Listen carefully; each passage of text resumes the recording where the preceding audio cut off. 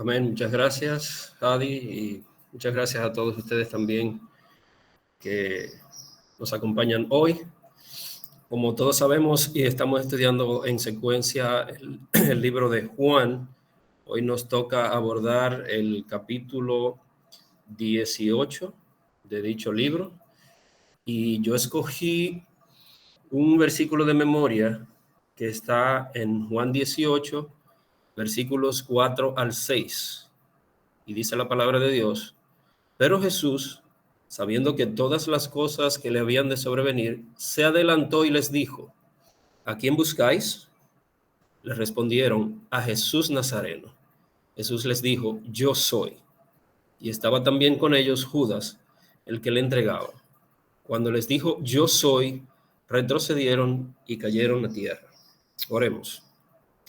Padre amado y misericordioso, Señor, bien temprano en esta mañana te damos las gracias porque nos permite, Señor, reunirnos a conocer su palabra. Padre, le pedimos que venga su Santo Espíritu y se derrame sobre cada uno de nosotros, que quite de nuestra mente y de nuestros corazones cualquier ruido mundanal que nos impida, Señor, comprender y entender su palabra. Le pido, Señor, que hoy, en este día especial, el Día de las Madres, que se celebra aquí en República Dominicana, que todas las madres se sientan, Señor, tocadas y bendecidas por usted. Esa ayuda idónea que usted nos envió, madres abnegadas, que se sientan, Señor, agasajadas hoy tiernamente por su gracia, Padre. Le agradecemos que siempre esté con nosotros, que siempre nos proteja, que siempre nos guíe y siempre provea nuestras necesidades. En el nombre de Jesús Todopoderoso, Señor, le damos las gracias. Amén. Bien, como vimos en el versículo de memoria que leímos, ya aquí en el versículo 18 vemos cómo se produce finalmente la entrega de Cristo por medio de Judas a los guardias del templo que lo andaban buscando para apresarle. Y este capítulo está dividido en varias partes, como todos los capítulos que hemos estudiado ya. Y para ponernos en contexto, recordemos que Jesús está en el huerto de Getsemaní, aunque sabemos que en el libro de Juan no lo menciona así por su nombre, pero los demás evangelios sí lo hacen. Entonces Jesús estaba acompañado de los apóstoles y en este momento está siendo entregado por Judas. Qué curioso esto que ocurre, lo que acabamos de leer en este versículo, cuando lo están buscando y él responde: yo soy, todos los que lo buscaban caen a tierra. Y recuerden que cuando se habla de una compañía, en ese tiempo de los romanos, estamos hablando entre 200 y 300 soldados.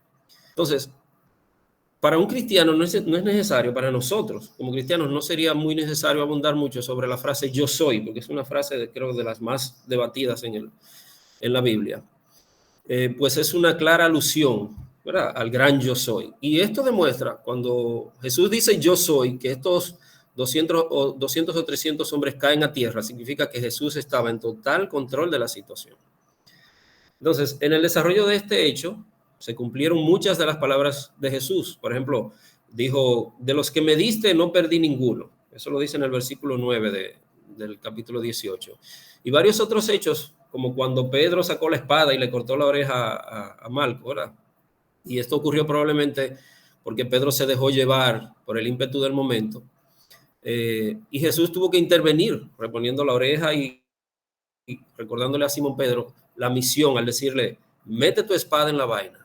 La copa que el Padre me ha dado no la he de beber. Eso lo vamos a ver en el versículo 11. Bien, y aquí vamos a detenernos un poco a leer los comentarios de varios escritores estudiosos de la Biblia. Por ejemplo, Barclay dice: del altar había un canal hasta el torrente de Cedrón, y a través de este canal era drenada la sangre de los corderos de Pascua. Cuando Jesús cruzó el torrente de Cedrón, aún habría estado rojo con la sangre de los corderos que habían sido sacrificados. Y Spurgeon también dice, prácticamente coincide con el comentario anterior, y dice: el mismo torrente le recordaría de su próximo sacrificio, pues a través de él fluía la sangre y el desecho del templo. Tenemos que ponernos es como dramatizar, ¿no? Una obra. Tenemos que ponernos en ese momento.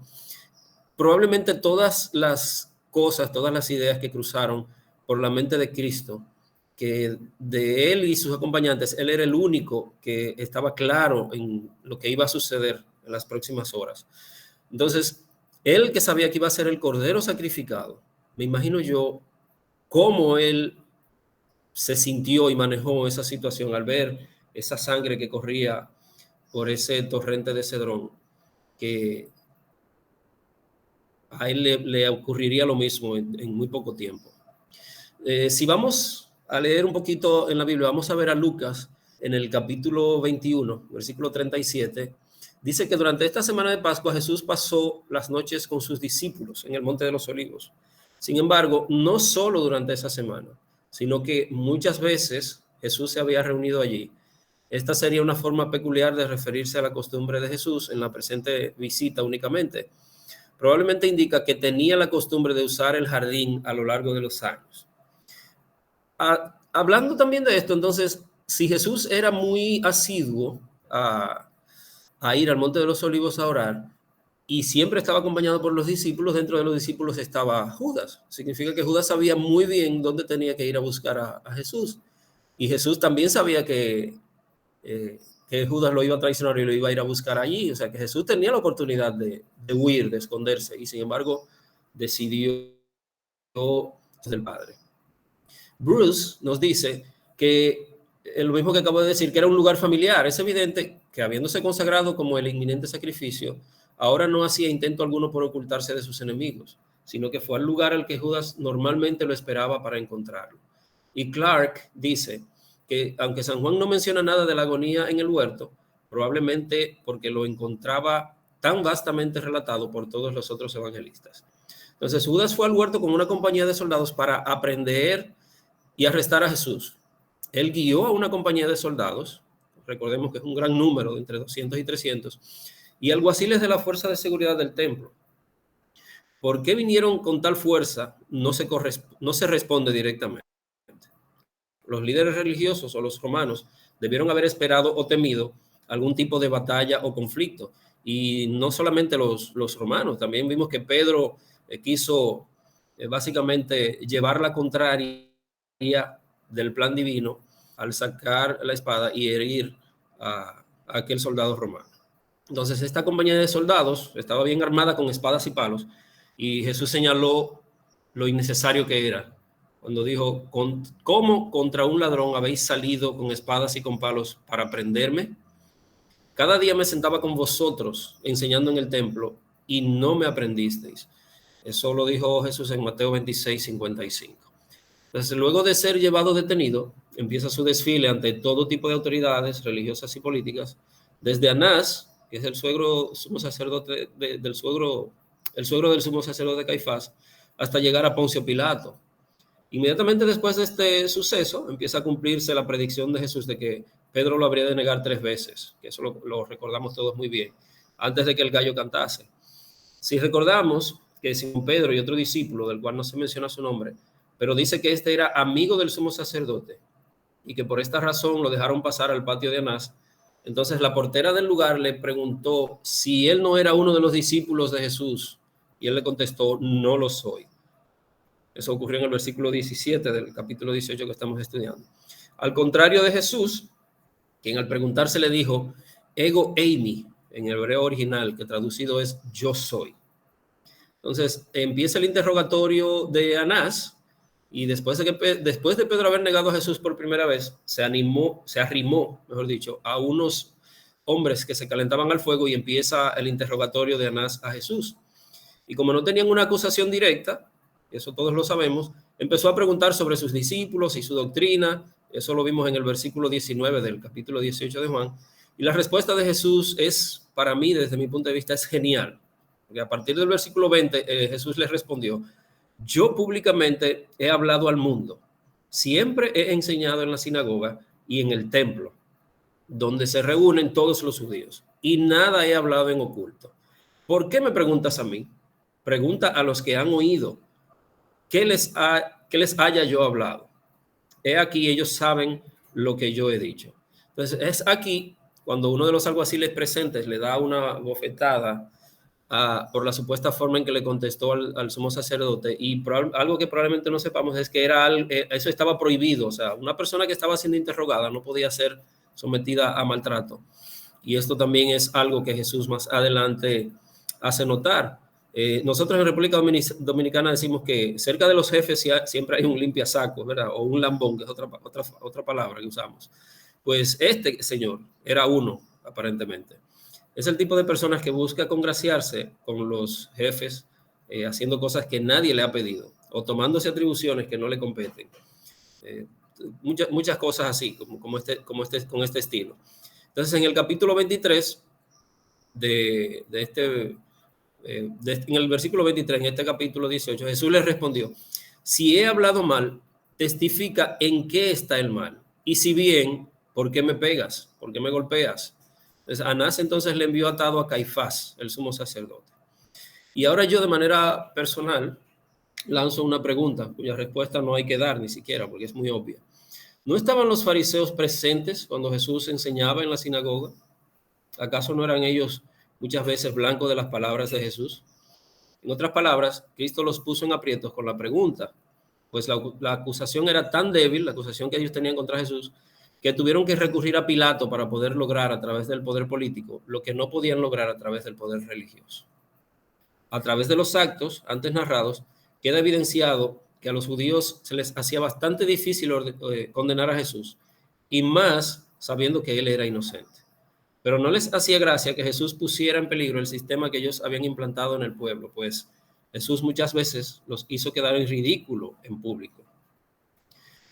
Siguiendo con la negación de Pedro a Jesús, que fue una predicción que Jesús hizo, recordemos que el amigo Pedro estaba calentándose en el patio, ¿verdad? Ahí fue que lo dejamos hace un momentito, junto al fuego. Y es aquí donde por 2 veces consecutivas Pedro niega al Señor. Pero vamos a leer el pequeño diálogo, este pequeño diálogo que ocurrió cuando Pedro se acercó, se arrimó a esos hombres que estaban calentándose junto al fuego. En el versículo 25, estaba pues Pedro en pie, calentándose, y le dijeron: ¿no eres tú de sus discípulos? Él negó y dijo: no lo soy. Uno de los siervos del sumo sacerdote, pariente de aquel a quien Pedro había cortado la oreja, le dijo: ¿no te vi yo en el huerto con él? Negó Pedro otra vez y enseguida cantó el gallo. Bien, de aquí pasamos ya directamente a Jesús. Recuerden que Caifás lo despachó para ser llevado a Pilato, y la Biblia sigue narrando que luego de este episodio, Cristo fue llevado al pretorio ante la presencia de Pilato. Y en una nota curiosa que leímos en esos mismos versículos, es que ellos no entraron a aquel lugar para no contaminarse, porque recuerden que estaban en la Pascua, y si entraban ahí, ellos se iban a sentir contaminados, porque probablemente ahí iba a haber pan leudo, y ellos, al entrar en ese espacio, se iban a sentir contaminados. Pero sin embargo estaban preparándose para dar muerte a un inocente. Vaya, qué doble moral. Y cuando Pilato les preguntó: ¿qué acusación traéis contra este hombre? Eso es en el versículo 29 que estamos leyendo. ¿Qué acusación traéis contra este hombre? Respondieron y le dijeron: si este no fuera malhechor, no te lo habríamos entregado. Entonces le dijo Pilato: tomadle vosotros y juzgadle según vuestra ley. Y los judíos le dijeron: a nosotros no nos está permitido dar muerte a nadie, para que se cumpliese la palabra que Jesús había dicho, dando a entender de qué muerte iba a morir. Entonces, fíjense cómo, una vez más, no son capaces de articular una acusación directa ni específica contra Cristo. Cuando Pilato le preguntó: ¿qué acusación traéis contra este hombre? Ellos solamente pudieron decir: si este no fuera malhechor, no te lo habríamos entregado.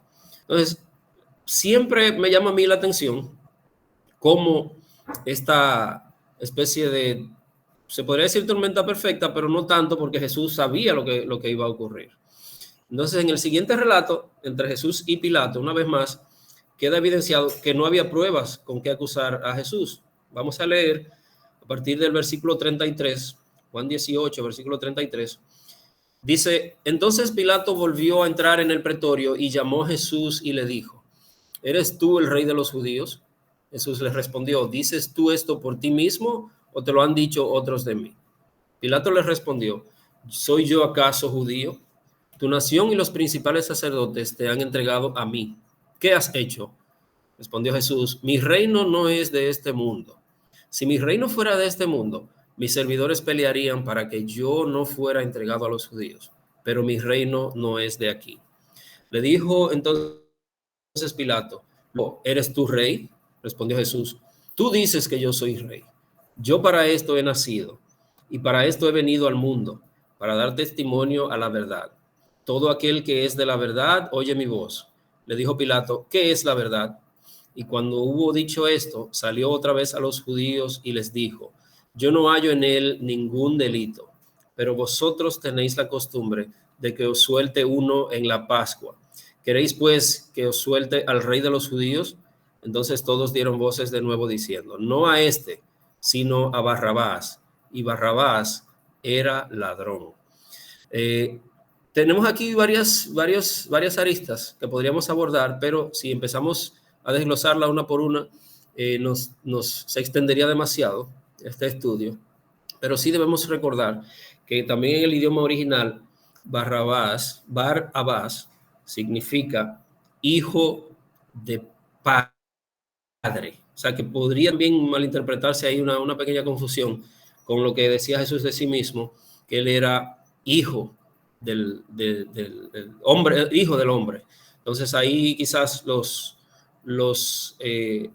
a decir, tanto los judíos como los romanos pudieron prestarse ahí a un juego mental de los sacerdotes. Si nos detenemos brevemente a pensar en el diálogo anterior, notaremos que hay mucha información. Vamos a destacar algunas. Por ejemplo, Jesús sabía de qué muerte iba a morir, ¿cierto? Los judíos no sabían de qué acusar a Jesús. Eso es algo que también pudimos ver. Pedro creía que Jesús necesitaba de su ayuda y actuó por desesperación o quizás pensando que Jesús reinaría en este mundo, lo cual él mismo aclaró luego en el versículo 36. El mismo Jesús dijo que su reino no era de este mundo. Cristo confirmó que para eso él había nacido, o sea, para ser sacrificado por nuestros pecados. Los judíos no querían ellos mismos asesinar a Jesús, porque según ellos el pecado de Jesús fue decir que él y el Padre eran uno. Lo que de acuerdo a las leyes judías, Jesús merecía era ser apedreado hasta la muerte. Eso por ejemplo, si leemos, si vamos así rápidamente a Levíticos, el capítulo 24 y el versículo 16, perdón, la Biblia de las Américas nos dice, además, el que blasfeme el nombre del Señor, ciertamente ha de morir. Toda la congregación ciertamente lo apedreará, tanto el forastero como el nativo. Cuando blasfeme el nombre ha de morir. Pero aquí surge entonces una pregunta. Si Levíticos 24:16 dice que el que blasfeme el nombre de Dios, y esa era básicamente la acusación que pesaba contra Jesús, ¿por qué razón ellos querían que fueran los romanos quienes tomaran la decisión? La pregunta es fácil, porque la muerte como castigo en esos días para este tipo de castigo de parte de los romanos sería la crucifixión y no el apedreamiento, que era lo que le correspondía a los judíos. Pero ellos, sabiendo básicamente que según Deuteronomio, por ejemplo, capítulo 21, versículo 22 y 23, dice, si un hombre ha cometido un crimen digno de muerte y se le ejecuta colgándolo de un madero, su cuerpo no pasará la noche en el madero. Deberá sepultarlo el mismo día, porque es una maldición de Dios el que es colgado en un madero. No contaminarás la tierra que el Señor tu Dios te ha dado. Ahí está la clave de por qué ellos insistían en que fueran los romanos quienes ajusticiaran, por usar una palabra, a Jesús. Porque si ellos lo hacían, y ya más adelante, poquito más hacia atrás vimos que ellos dijeron que ellos no se les tenía permitido matar a nadie. Pero sin embargo ellos insistieron en que fueran los romanos para que a través de como ellos eran súper estudiosos, ¿verdad?, de la palabra, supuestamente, para que Jesús fuera maldito por Dios y no tuviera la oportunidad de una resurrección posterior, para que no tuviera derecho a la resurrección. Si recordamos la historia de Josué, en el capítulo 10, los 5 reyes amorreos de la cueva de Maceda, ¿recuerdan? Los que se unieron para luchar contra Josué en la ciudad de Gabaón, ¿Qué les ocurrió al ser derrotados, heridos y sacados de la cueva de Maceda? Básicamente lo mismo que los judíos intentaron hacerle a Cristo por intermedio de los romanos. Josué los colgó a esos 5 reyes amorreos de 5 maderos con la clara intención de que fueran malditos de Dios y no fueran resucitados en el día postrero. Esto es precisamente lo que hace más extraordinario el sacrificio de Jesús. El saber que al ser crucificado sería un maldito de Dios por nuestros pecados. Y al saber esto, probablemente influyó para que él gritara, Elí, Elí, lama sabactani, Dios mío, ¿por qué me has desamparado? Sabemos, o debemos saber, mejor dicho, que todo esto ocurrió al mismo tiempo en que Jesús bien podía arrepentirse de hacer tan importante sacrificio y pedirle al Padre, o decirle al Padre que él no lo haría, pero gloria a Dios que lo aceptó. Si nos ubicamos en el momento, en esos segundos que ocurrieron en que Jesús decidió entregar la vida, confiando en que el Padre lo iba a resucitar, aquí se da lo que muchos estudiosos de la palabra llaman una doble imputación. En ese momento, Jesús entrega la vida, ¿verdad? De la cual es el portador, y recibe a cambio el castigo, la copa de la ira de Dios, a cambio de salvarnos a nosotros. Y cuando se explica el tema de la cruz, que se explica esta parte de que Jesucristo tuvo la oportunidad de arrepentirse o de negarse a entregar la vida eterna y recibir a cambio el castigo de la ira de Dios, que en ese momento es cuando él grita, Dios mío, ¿por qué me has abandonado o desamparado? Eso nos da a nosotros una idea clara de que Jesús tenía plena confianza en el plan divino de Dios. Y eso mismo, como cristianos, nos debe ocurrir a nosotros. Nosotros, dentro de nuestras debilidades, dentro de nuestro existir carnal en busca de la santidad, pero aún así inmersos en este mundo y en este cuerpo carnales, debemos tratar de emular ese sacrificio de Cristo Jesús. Y vamos a recapitular un poco todo esto que hemos visto en el capítulo 18 de Juan, y me voy a auxiliar de la Biblia Nueva Vez, y vamos a ver aquí un pequeño resumen que yo saqué. Dice en el capítulo 18, versículo 1, que menciona el torrente de Cedrón entre Jerusalén y el Monte de los Olivos, ¿verdad? O huerto, llamado Getsemaní en los otros evangelios, en Mateos básicamente en Mateos y Marcos. Vimos también que Judas conocía el lugar, que si Jesús hubiese querido evitar el arresto, podría haber ido a otro sitio. En el capítulo 18, versículo 3, ya mencionamos lo que es una compañía de soldados, que estamos hablando entre 200 y 300 individuos, y guardias pertenecían a la policía del templo. Y en el versículo 18:4, cuando cuando se mencionó que Jesús sabía todas las cosas que le habían de sobrevenir, o sea, él sabía lo que le iba a suceder, sabía todo lo que se le venía encima, podría haber escapado, pero eligió no hacerlo. Y en el capítulo 6, cuando él dice, yo soy, al ser usada por Jesús, sabemos que la frase adquiere mucho poder. Tanto así que recordemos que los 200 o 300 soldados de aquella compañía cayeron a tierra. Esto significa que Jesús estaba en total control de la situación. Otro versículo, por ejemplo, el 18:8, cuando Jesús le dijo a los guardias, dejad ir a estos. O sea, en medio de su propia gran crisis, Jesús todavía pone a los demás en primer lugar. En primer lugar. El capítulo 18, versículo 10, aunque Jesús controla la situación, Pedro lo considera totalmente fuera de control. Es por eso que saca la espada, hiere a Malco y básicamente intenta provocar una situación incómoda, y Cristo tuvo que intervenir. Cuando le dijo en el versículo 11, mete tu espada en la vaina, y también le recordó, la copa que mi padre ha preparado para mí, no la he de beber, sabiendo, nosotros ya mencionamos a qué tipo de copa era la copa de la ira de Dios, que es la que se derrama sobre el pecado, no sobre el pecador, sino sobre el pecado. Cuando vimos que Jesús fue llevado a Anás, que es un ex sumo sacerdote, que había sido depuesto por los romanos, y como los judíos, a pesar de ello, consideraban que el oficio era vitalicio, por eso, aún siendo un ex sumo sacerdote, lo llevan a presencia de él, llevan a Jesús a la presencia de este ex sumo sacerdote. Y en el versículo 15 se habla de otro discípulo que se piensa que es el autor del libro de Juan, conocido del sumo sacerdote, de Anás, no de Caifás. Y cuando a Pedro le preguntaron en el versículo 17 que si él no era uno de los que acompañaban a Jesús, cuando él dice, no lo soy, esa fue la primera de las negaciones predichas, y después de eso fue donde él se arrimó entonces al fuego donde estaban calentándose los que estaban en el patio de la casa de Anás. Y en el versículo 20 y 21 pudimos ver que Jesús no tenía ninguna agenda oculta.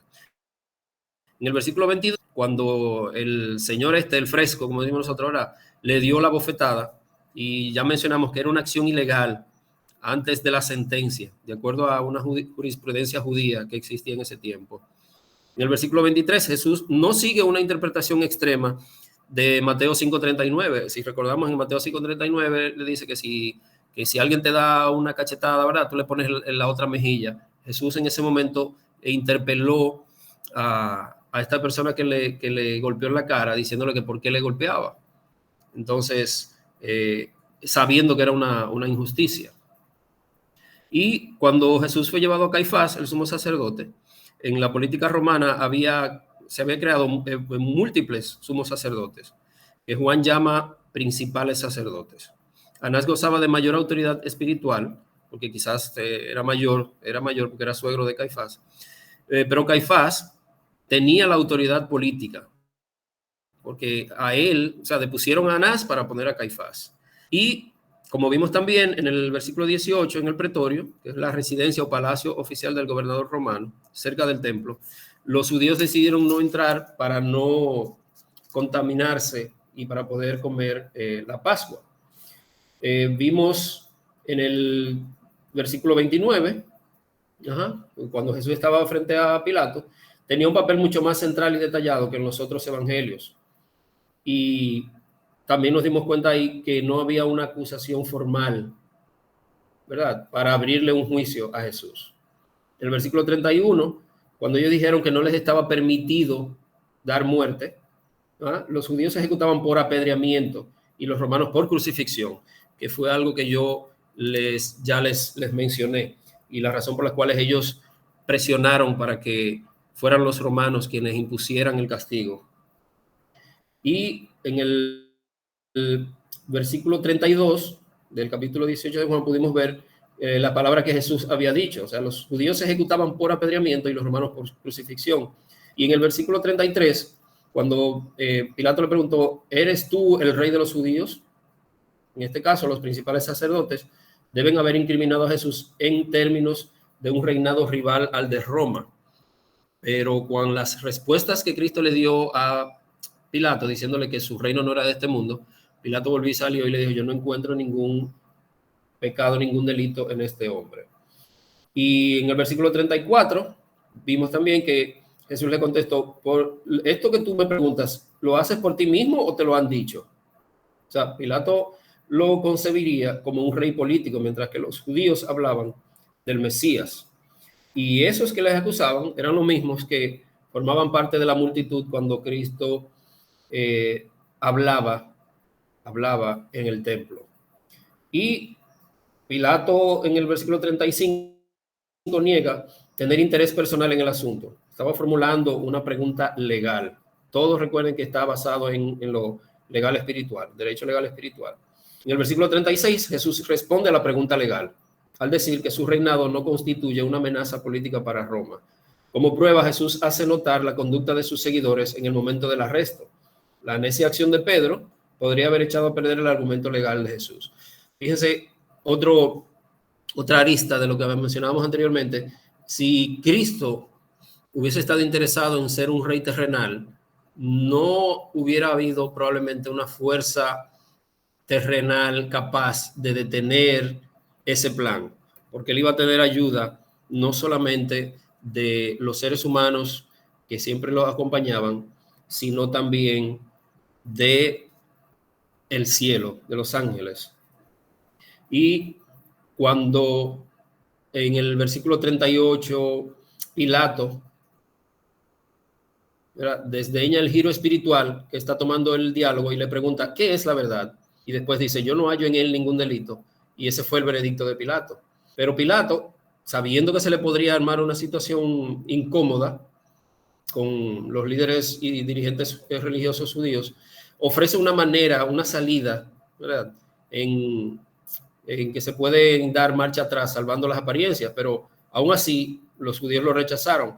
Esto complica la situación para Pilato, pues sabe que Jesús es inocente, pero teme irritar a los dirigentes judíos y esto incluso podría haber dañado su propia relación con el César. O sea, crear una situación política, religiosa, podría influenciar en que el César interviniera probablemente destituyéndolo del cargo. Y como mencionamos a Barrabás, Bar-Abás, que significa hijo de padre, pero también significa ladrón, bandido, salteador, insurgente. O sea, este tipo era un rebelde y también era un homicida. Y básicamente, este es como una especie de resumen de todo lo que le ocurrió a Jesús en aquellas horas anteriores a la crucifixión, que lo vamos a ver en los próximos capítulos ya finales de este libro de Juan.